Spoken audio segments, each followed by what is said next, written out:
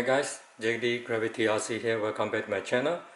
In this video, I'm going to do a final summing up of my testing of the QX70. So far, after going through the initial problems of finding out how the quad behaves and using the different types of battery, I've now come to the conclusion that it's best to use the stock battery, and that this frame is pretty strong. It can survive some crashes, and also this antenna, I crashed it a couple of times early on today, and it was bent a little bit, but I was able to bend it back. So this is actually a very good frame, and it doesn't give me much frustration in dealing with this frame. So in terms of the frame and the general setup, it's pretty good, and except for the binding procedure when you have to unscrew the screw here and turn this to the side, there's nothing really major about the frame itself. In terms of the FPV camera, I have used it, and it can handle low lights pretty well. Although I don't have a video, but I'll try to put out a video soon. But in low lights condition, it's still very bright through your goggle. The thing is, when I first tried to fly this with my Eachine VRD2, I couldn't fly it because excuse me, because of black banding issue. It kept on dropping out and kept on losing signal, so I wasn't able to fly properly. So then I decided to use my Fat Shark Predator V2, and I initially thought that it was going to be hard to get the signal to the Fat Shark, but I found it's quite easy. You can easily get the signal out of the box for this one. So let me show you. Just turn this on.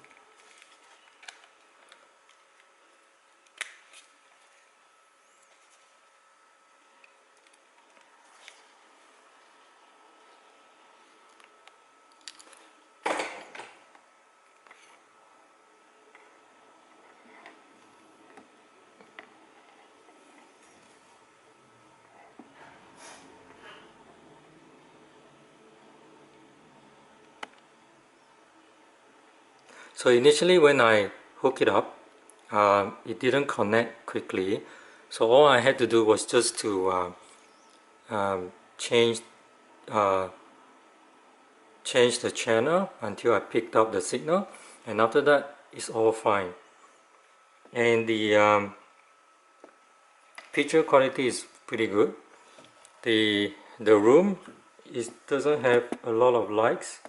It's pretty low lights, but as you can see, it handled the low lights pretty well, just like the Eachine TX02.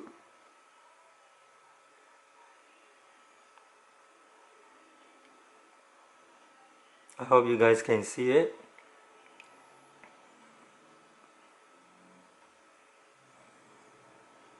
So as you can see, the signal also is pretty strong. Although I can't give you the FPV experience that I was in earlier, but you can see from this video that the reception is pretty good and it handles lights pretty well. If I point it up, you can see that it can transition pretty quickly. This is underneath the table. You can see there's no lights, but then you can see that it's still pretty bright. And then you come up, you can transition it pretty well. So I'm happy with the FPV on this one. And some of you guys says that, or has experienced that the throttle is not really good because you can't punch out.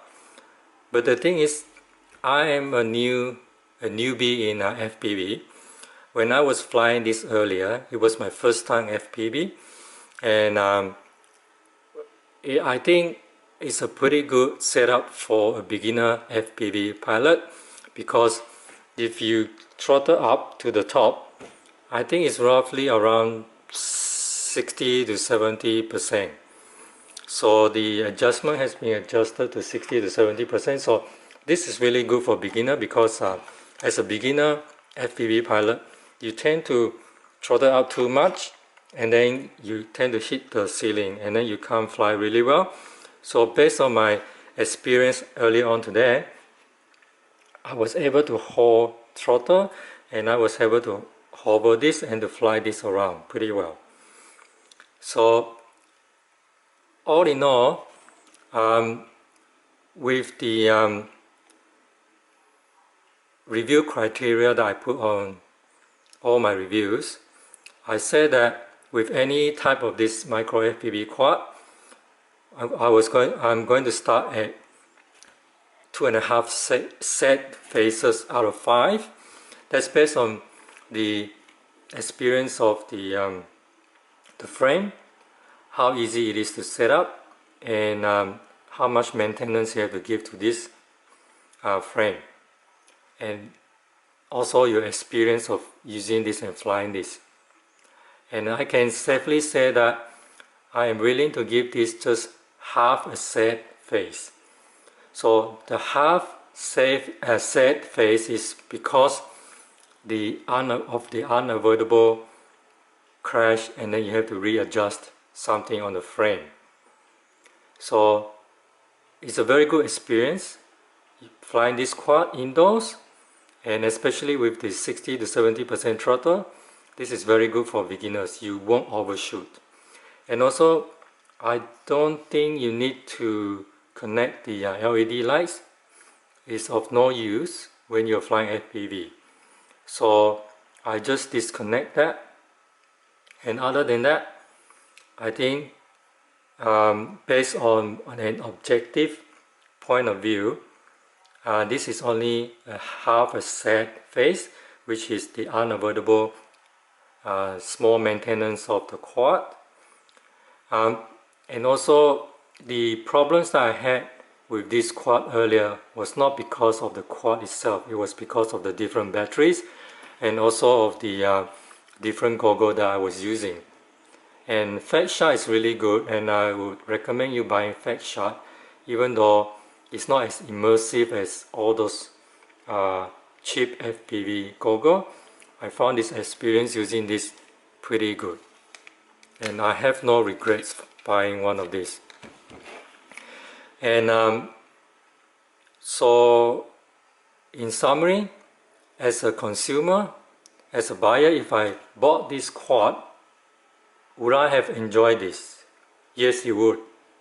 And I'm going to do a lot of FPV flying with this one. And although some people may not like this type of frame, but this is very good indoors. And overall, with a good camera, and if you pair it with a good goggle and a good transmitter, you're going to have a very good experience flying this micro FPV indoors. This is not an outdoor FPV quad because you can't punch out, and you can't. But when I was testing it, the yaw was very good, the roar also very good, the pitch also very good, except for the throttle. So basically, if you want to fly this, I wouldn't suggest you flying from ground floor to the top floor, and just maybe on one floor, and then you just fly around, and that will be good enough. So overall, based on my personal experience and on an objective point of view, this is a very good beginner's FPV quad, indoors FPV quad. So That's the end of this video. Hope you like and subscribe to my channel. Until next time, this is JT Gravity RC. Cheers.